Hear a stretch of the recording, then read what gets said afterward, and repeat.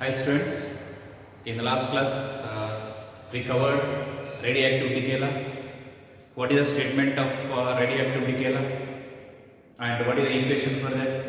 So we derived that equation, the number of nucleons at any instant of time, okay, that is n is equal to n naught e power minus lambda t. So where t is the instant of time and n is the number of nucleons at that instant of time. So that equation we derived, that is called as the radioactive decay law, right? So that is the rate of disintegration is directly proportional to number of nucleons present at that instant of time in that radioactive sample. That is called as a radioactive decay law, correct? So that is according to the statement we derived the number of nucleons at any instant of time, that is n is equal to n naught e power minus lambda t. So this equation we see in the last class we derived. So this is what is called as the radioactive decay law, right? And in this we have here these lambda is we discussed, it is a decay constant, and n is number of nucleons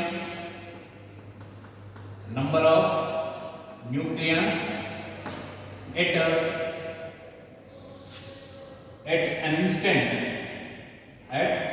an instant of time t. So at this instant of time t, the number of nucleons are n.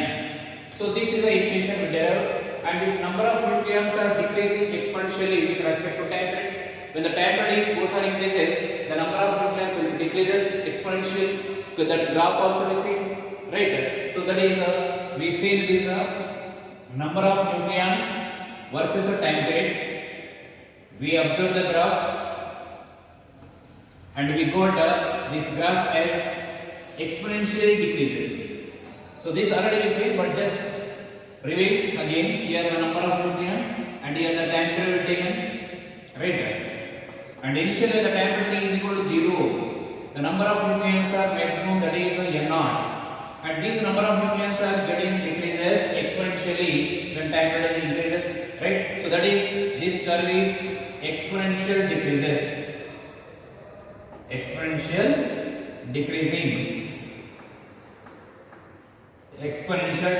curve you can be better. So this is n and t graph. Here the number of nucleons at this instant of time. If you draw the graph, number of nucleons are decayed up to that instant of time, then what you can do? So here, if you draw the graph between decayed number of decayed nucleons versus the time period. So that is you can observe in this. Here this is the number of nucleons or decayed. So that is here number of nucleons or decayed. Number of nucleons decayed. Okay, that we are taken along the y-axis, and along the x-axis we are taking the time period in seconds, and this is the x-axis. Now the graph is when the time period is t is equal to 0. How many number of nucleons are decayed? No one. It is not yet started, right? So there is no nucleon is decayed, not disintegration. That means it is starting from 0. When the time period is 0, the number of nucleons decayed also 0. And when it will be increase the time period, number of nucleons will be decaying started, disintegration started. So number of nucleons are decreasing in such a way that you can be get like this exponentially increases. So the maximum number of nucleons you can be observed to be having here as n naught. So when it will be the time period will be goes on increases, the number of nucleons will be goes on decaying, number of nucleons will be goes on increases. So exponentially increases, and the time will be reaches up to the infinity, the total number of nucleons will be gets decayed, disintegrated. So that you can be observed, right? So here when the time period goes on increases, number of nucleons decayed also increases, and this will not become as a total number of nucleons decayed in the time period of whatever it is given. So that is depends upon the radioactive sample or nucleus. Accordingly, this time period will be increasing, the number of nucleons may be decreases or decayed totally. That is, it will be intersecting this n naught. Generally, it will be the time period will be required to get the disintegration of all the nucleons in the radioactive sample. It will take infinite time, so that this curve is not intersecting the, or it will not reaches the n naught. Right. So this is another graph you can be observed. And third that is log or ln n versus the time period graph. So this also we observed, and in this, so the graph is here ln n, and here we are taking the time period t along x-axis and y-axis. So when the time period t is equal to 0, you can be having the maximum value of ln, that is ln of n naught you have, and when the time period is increasing, this value will be decreases directly proportional. You will be having a negative slope, and this graph you can be at a negative slope. That is, the negative slope is given by how much it is? Minus lambda you can be having. Okay, so this is the graph. These are already we seen in the last class, only just making the revision of whatever we did, right? So now here, with this equation, the number of nuclei how many are present at any instant of time period, that we can be derived, that is n is equal to n naught e power minus lambda t. Now we have here the half-life time period. Half-life time period. Half-life time period. So that I am representing as a t of half-life time period, that I am representing as a t of. And this equation of this half-life time period. So the half-life time period is nothing but the time interval in which the number of nuclei in the radioactive sample reduced to half of its initial value. So half of the initial value to become that many number, how much time is required for that radioactive sample? That amount of the time interval is called half-life time period, right? So half-life time period is nothing but the time interval in which the radioactive nuclei, in that radioactive nuclei, the number of nuclei will become half of the initial value of number of nuclei, is known as half-life time period, right? So half-life time period is the time interval in which the number of nuclei will become half of the initial, is called as a half-life time period, right? And now in this, according to that time period is I am taking as a t of. In this t of, the number of nuclei will become as half of the initial n naught by 2. Fine. Now use these two conditions according to the definition of this. So what is the expression for the half-life time period in terms of the decay constant lambda, that we can be get by using the radioactive decay law. So now you can be using the radioactive decay law,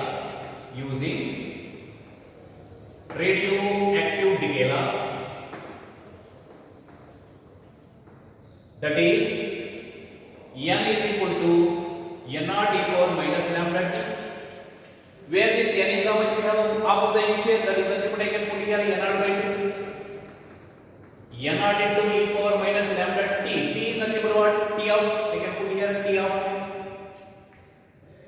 Now make it simplify this one, get the equation for what is the t of.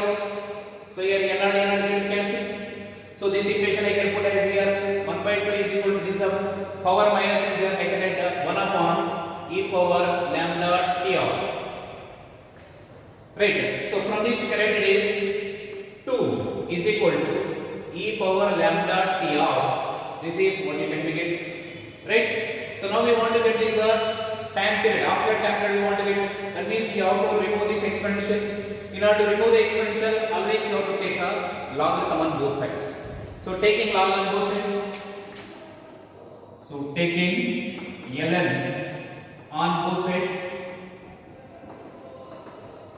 That is, you can write here ln2 is equal to ln of e power lambda t of. Right. So now here this is I can write ln of 2 is equal to ln of exponential. That exponential will be gone. You can get these two will be cancelled. You can get only lambda into t of. Lambda into t of. What is the expression for the t of? So now you can write here t of is equal to what you can get ln2 upon lambda. The expression for the half-life time period of the given radioactive sample is given by, so what is the equation we have here? It is given by half-life temperature T of is equal to ln2 upon lambda. That means ln2 is a constant value, only depends upon the decay constant or disintegration constant for the respective nuclei, radioactive nuclei. Accordingly, its half-life temperature will be depends. The half-life temperature will be depends on the decay constant of the respective radioactive sample, right? So that is, we can have this equation.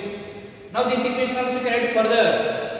That is, you know the lambda value. That is just ln value, ln2, ln2. That value you can be right, or you can convert that ln into decimal logarithm.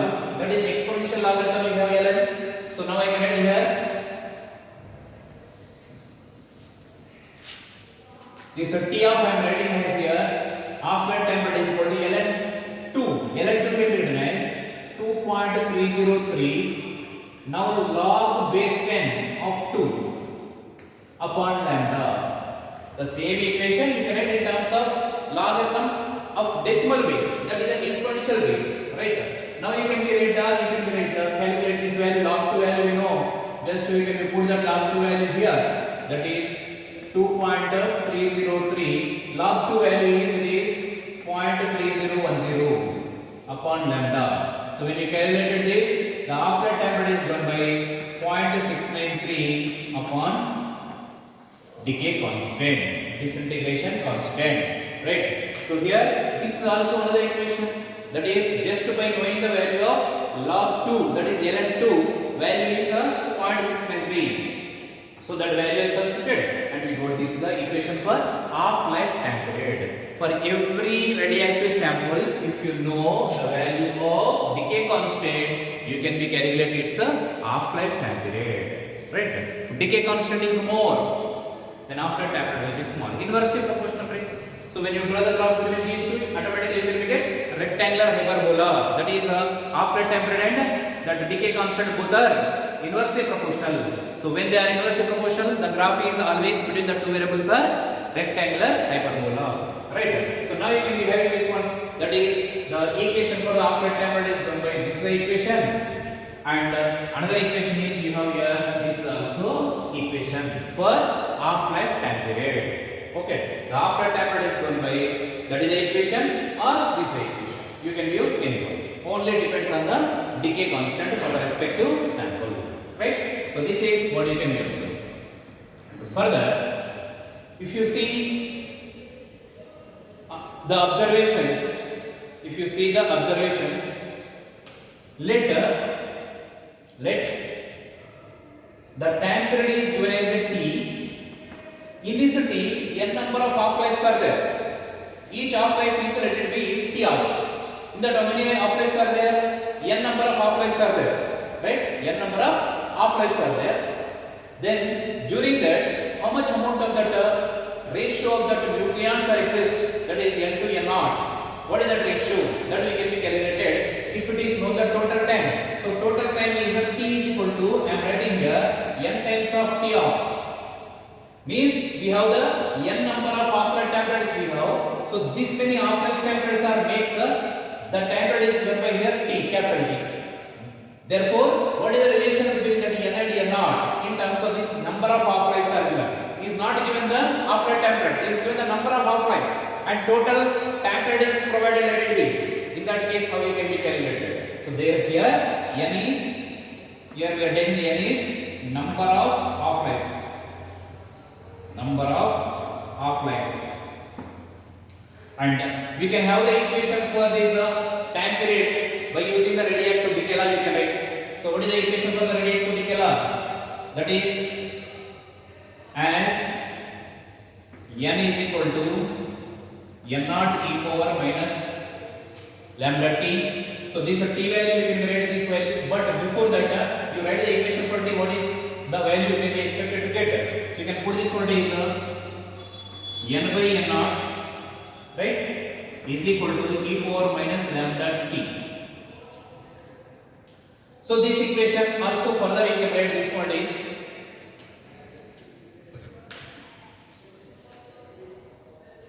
this ratio we want to find out. So here this t value is given by n times of t off, right? So So that is, I can put here this value already we have, t of value is there here, right? Or I can put here this t value is n times of t of, but t of is how much it is? ln 2 by lambda. So I am writing here this value is n by n naught is equal to e power minus lambda into t. T is nothing but n times of t of, n times of t of, but t of is how much it is? ln 2 upon lambda. So this will be the total for exponential of. So this lambda is cancelled, right? So then the remaining terms what we have, just rearrange and find out the number of nucleons, how many are exist after n of lives, that you can be calculated, you can be given. So see here this equation I can make altered further. I write this one is n by n naught is equal to, what you can write this one is exponential of, here minus is there, right? So I can write here e power minus n times of ln 2. This n is multiplying with this logarithm, means it can be power of this value of logarithm, right? So I can write minus of ln 2 power n.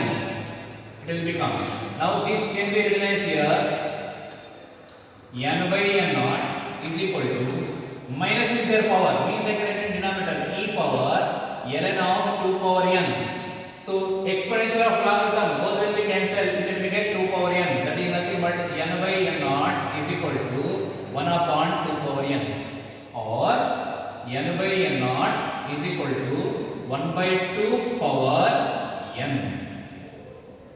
So this is the fraction of number of nucleons are exist, fraction of nucleons are exist, which is given by, this is the equation we can be getting, right? Yes or no? That is, you can be having here what is the n? N is number of half-lives. Number of half-lives are given by small n, and n by n naught, that is initial number of nucleons are n naught, and after n of lives the number of nucleons are there n. Then what is the ratio that number of nucleons existed to the initial number of nucleons is in terms of the number of half-lives is given by, this is the equation we have, n by n naught is equal to 1 by 2 power n. This is important, right? What is the n? Number of half-lives. You want to calculate number of half-lives, if you know n value, you can find out that time period is provided as time period is equal to be written n times of t of, right? So by using this you can be find out number of half-lives, you know, you can be find out half-life time period. If it is given half-life time period and the number of half-lives, you can get the total time how much is required to become that nucleus to be that much nucleons, right? So this is the observation, this is an important equation you have to remember. That is, after n number of half-lives, how many number of nucleons are exist, or fraction of number of nucleons which are exist we can be calculated by using this equation, right? So remember what is n here? Number of half-lives. Suppose here the question is, after half of half-life, how many nucleons are existing in that nuclei, radioactive nuclei? So here just observe, important observation, that after half of half-life, how many nucleons are exist? Here after half of half-life, number of nucleons are given by, number of nucleons are exist are given by. So how many number of nucleons are exist after half of half-life? That means here how many half-lives are there here? N is equal to, it is given as half only, half of half-life. Half-life means 1, half of half-life, that means 1 by 2 half-life. So n is equal to 1 by 2. Therefore you apply this equation, n by n naught is equal to, what do we have here? 1 by 2 power n. N is 1 by. Then what do you can get here? N upon n naught is equal to, what do you can get this one? It is 1 by root 2. Right? Or simply you can say n naught upon root 2. So the number of nucleons are become 1 by root 2 times of the initial number of nucleons you can be get. After half of half-life time period, during that you can be get number of nucleons are 1 by root 2 times of the initial number of nucleons. So that is what you can be get this one. Right? So here what we discussed, what is the half lifetime period and what is the definition of half lifetime period, what is the expression for half lifetime period, and half lifetime period depends on what factor? It depends upon the nature of the nucleus, radioactive nucleus, that is on its decay constant it will be depend. On its decay constant the half lifetime period is depends. And if it is given the number of half lives, there you can be observed to be having here as number of half lives are given. You can also calculate how many nuclei are exist in that given radioactive sample. After that many half lives you can be calculated by using this equation, right? And after this you have here there is an observation that activity, radioactivity or activity, simply we can be say. So what is that? So that is we can having here, I'll do or we can discuss radioactivity or activity of a radioactive sample. So what is that? So that we can be see now. So here activity. So what is the activity of a radioactive sample? So activity is nothing but rate of disintegration. Already said activity. So activity is nothing but rate of disintegration. What is that? Rate of decay or disintegration. Rate of disintegration or number of nuclei are decayed or disintegrated per second. With respect to time period, how many are decaying? That is called activity, right? So here rate of disintegration or number of nucleons disintegrated. Number of nucleons disintegrated per second is also called as the activity. That is nothing but dN by dt. What is that? dN by dt is nothing but it is the activity of a radioactive sample. So by definition of activity, therefore we have here number of nucleons at any instant of time is given by this is the equation you know, n is equal to n naught e power minus lambda t. So now you make the differentiate both sides with respect to time period. Therefore we can be observed to get this one is here as dN by dt is equal to differentiate this one also again. That is I can put here n naught, it will be minus lambda e power minus lambda t you can make it. Right? So this is what you can be observed here is, so dN by dt is equal to minus lambda into n naught e power minus lambda t. This is what you can be given, right? So here this value is nothing but rate of disintegration, which is nothing but the activity, or sometimes it is a capital A also can be represented, and this value is constant. Initial number of nucleus and decay constant both are same. It is the initial activity I can write here is a naught into e power minus lambda t. So this is the equation for the activity. So activity is given by A is equal to a naught into e power minus lambda t. So this activity of a radioactive sample also decreases exponentially with respect to time period. When you draw the graph between the activity with respect to time period, again the graph is a exponential decreasing curve you can get. That is as what you observed the number of nucleons in the radioactive sample. That one this one is same. Just there we taken n is equal to n naught into e power minus lambda t. Whereas here we taken a is equal to a naught into e power minus lambda t, where this a naught is initial activity when the time period is equal to t is equal to 0. This is at instant of t, this is the activity of the radioactive sample, right? So now here this radioactivity or SI unit of activity, SI unit of activity, SI unit of activity is a becquerel. It is BECQUERAL, becquerel. Scientist name who given the radioactivity process, that invention or discovery of radioactivity by the becquerel only. So the name of the scientist is, so becquerel is a SI unit of activity and the symbol for this one is a BQ.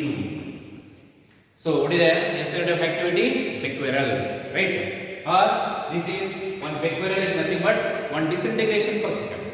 So that is one BQ written, which is nothing but one disintegration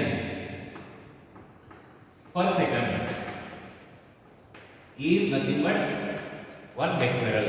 There are other units also there to measure the activity of a radioactive sample. That is, we have Rutherford. One Rutherford is equal to this 10 power 6 becquerel BQ. That is nothing but 10 power 6 disintegration per second is nothing but 1 Rutherford, 1 RH or RT. RT or RH is a Rutherford. So next one is 1 Curie. There is also another unit to measure the radioactivity is Curie also. This also unit to measure the activity of radioactive sample, right? So 1 Curie is equal to this 3.7 into 10 power 10 disintegration per second or becquerels. 3.7 into 10 power 10 becquerels is nothing but 1 Curie. So you can be converted becquerel into Curie or Curie into Rutherford or Rutherford into becquerel, any one of these. So here becquerel is nothing but disintegration per second, that is the rate of disintegration, which is called activity of radioactive sample, and Rutherford is also unit, Curie also unit to measure the activity of radioactive sample, right? And these are the units to measure the radioactivity, right? So this is what you can observe the activity, and what is its SI units, that is we have SI units and other units, their relations, right? Okay, with this we can sign it off.